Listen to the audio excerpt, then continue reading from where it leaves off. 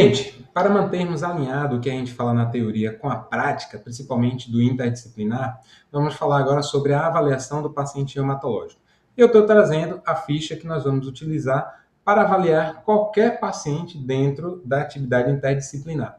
Nós vamos ter ela como base, porque ela é uma ficha aberta, onde nós vamos escrever muito, e isso é intencional, para que vocês tenham a liberdade de escrever e montar a linha de raciocínio na hora que vocês estiverem avaliando o paciente de vocês.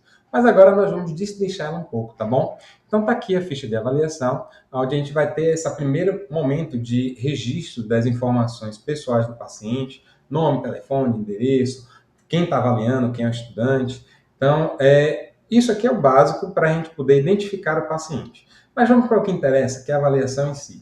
E aí eu quero chamar a atenção para você do seguinte ponto.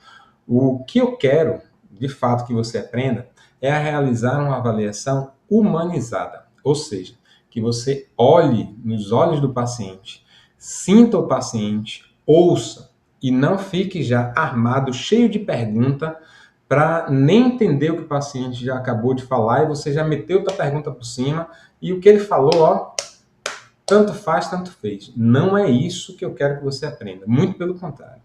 A escuta ativa, se esforçar para poder parar, prestar atenção e ouvir ali, sem atropelar o paciente, para mim é o mais importante de tudo nesse momento agora do aprendizado, tá certo? Porque a gente acaba entendendo muito mais quando a gente faz uma avaliação tomando esses cuidados, tá certo? Vamos combinar dessa forma? E aí a gente tem agora que preencher algumas coisas. E nós vamos seguir uma lógica. A primeira lógica é entender na entrevista o motivo que trouxe o paciente para a fisioterapia. E aí é o motivo da consulta, que a gente vai escrever exatamente nesse ponto aqui. Ó. E aí deixa para escrever exatamente do jeito que o paciente nos trouxe, tá? O motivo da consulta aqui é esse, é isso, é isso, é isso. Pronto. Está aqui, o motivo da consulta é esse. Mas tudo bem, vamos entender agora a história deste motivo, do que trouxe você aqui, e aí você vai construir aqui um texto onde relate como começou, o que aconteceu e como está agora, para que daqui a um ano você leia e entenda, para que o seu colega amanhã leia e entenda do mesmo jeito, tá certo? Então a capacidade de ser sucinto aqui, de forma cronológica, ele é muito importante, tá certo? Então não vamos perder isso de foco nunca. Porque esse ponto daqui é que vai me permitir contextualizar o meu paciente. Uma vez que você tenha preenchido isso, nós vamos agora para as doenças de fato que ele tem diagnosticada. Então, ele já passou pelo médico e já tem uma série de diagnósticos clínicos. Aí você vai anotar aqui um por um. Quanto maior o número de comorbidades, a gente vai colocar aqui. Seja diagnosticado ou seja suspeito. Então, se o paciente não tem a certeza, você vai colocar lá um parênteses e vai colocar uma interrogação para saber se de fato se confirma ou não. Mas eu não posso deixar passar nenhuma das suspeitas diagnósticas que o meu paciente tem, confirmadas ou não. Eu registro todas elas. Para em seguida colocar todas as medicações em uso. Lembrando que se meu paciente faz uso de mais do que 5 remédios de maneira consistente, isso já é considerado polifarmácia. Polifarmácia para idoso a gente sabe que é um problema, paciente hematológico a gente sabe que vai ser bem comum também. Só para depois daí a gente seguir agora para o que a gente chama de exame físico. Você já fez a história na cabeça, já sabe o que o paciente mais ou menos tem ali, já sabe o que você vai partir para o exame físico. O exame físico tem dois grandes blocos. O primeiro, de muito mais qualitativo, de você inspecionar e palpar, sem necessariamente querer mensurar nada, mas apenas palpar, sentir a textura do tecido, a mobilidade, a flexibilidade, e tudo isso daí vai te ajudar demais nesse momento aqui agora, tá bom? Essa avaliação, gente, eu acho que ela é muito importante que seja feita, seja dada uma revisada no material que eu colocar aqui embaixo, que é do livro de Reumatologia, Diagnóstico e Tratamento, que está até nessa aula aqui agora, tá bom? Mas ele vai ter uma parte enorme aqui de exame físico envolvendo exame articular, exame muscular, exame musculoesquelético de uma forma geral. Tá certo?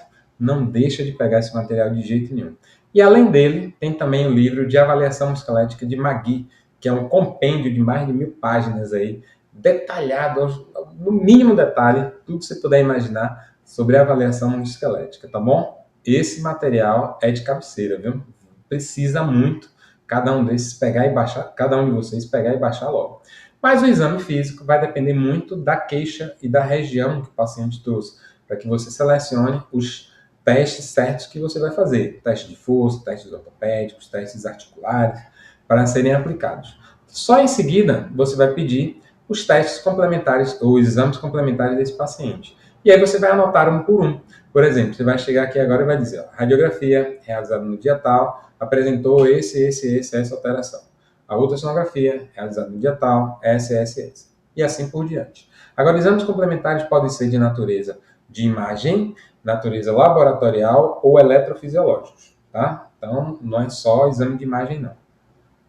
Muito mais amplo aí. E eu trouxe aqui uma coisa importante, interessante, que obviamente não precisa ser feito tudo no mesmo dia, mas podem ser feitos em dias futuros, que são os testes e escalas. Aí você já começa a ter na cabeça aqui quais são as escalas que você quer avaliar. Dentro da reumato vai ter um monte que a gente pode discutir aí de cada condição, né, que a gente for estudar. E aí você vai aprendendo comigo ao longo do tempo. Mas tem vários outros testes de escalas que podem ser aplicados que você provavelmente já conheça. Seja bem interessante. Mas quando a gente chega nesse momento aqui, a gente já chega num ponto em que eu recomendo que daqui em diante seja feito sem o paciente, que é dar o diagnóstico fisioterapêutico, traçar as metas de curto, médio e longo prazo, para só depois vir um plano terapêutico. O que você nunca vai poder, na minha disciplina e no interdisciplinar, é ficar sem preencher isso aqui do paciente, tá? O paciente é real, você está tratando ele de uma maneira maravilhosa e tem que ser registrado. Considere-se que você está dentro de uma clínica e dentro de uma clínica todo registro precisa ser feito. É exatamente o que a gente está passando. A gente precisa do prontuário do paciente. Sem esse prontuário, a gente está perdidão. A gente não sabe nem o que falar para o colega que vai atender no outro dia. Então é bem complicado, né? Então vamos lá. Agora, para explicar como é que a gente chegou nesse momento aqui e vai entender como dar o diagnóstico e traçar a funcionalidade dele, com foco na funcionalidade, é a parte 2 dessa aula, tá certo? Então, para aqui agora e já assiste logo a aula 2, tá certo? Vamos lá?